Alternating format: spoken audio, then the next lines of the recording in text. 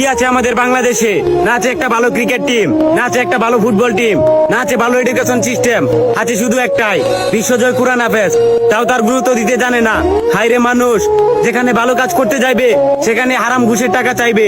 দিনরাত পরিশ্রম করে একটা মেধাবী স্টুডেন্ট তার মা বাবার মাথার ঘাম পায়ে ফেলার টাকা দিয়ে শিক্ষা অর্জন করে সিভি নিয়ে প্রত্যেকটা অফিসের পিছনে পিছনে ঘুরে, অথচ মোটা অঙ্কের টাকা না গুনতে পারলে চাকরি পাওয়া যায় না। আসলে বর্তমানে দেশটাতে চুরবাটপার দালালে ভরে গেছে। আর কত করবি মানুষের ক্ষতি? সময় থাকতে মানুষ হ, নয়তো আল্লাহর মায় ধীরে ধীরে পাবি।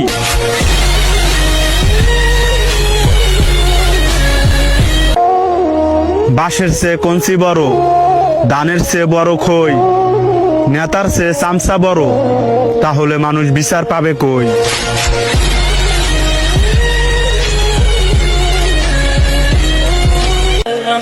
নেতার পেছনে ঘুরে শেষ করবা নিজের যৌবনকাল, আবার ভাইবার একবার নামাজ পড়ে কাটায় দিবা নিজের বুড়া কাল। বলি বাপের কামাই খাইয়া নেতার চামচামি করা সাজে না, আর বুড়া কাল পর্যন্ত যে বাচ্চা থাকবা, আজরাইল তো আর তোমার দুলাভাই না।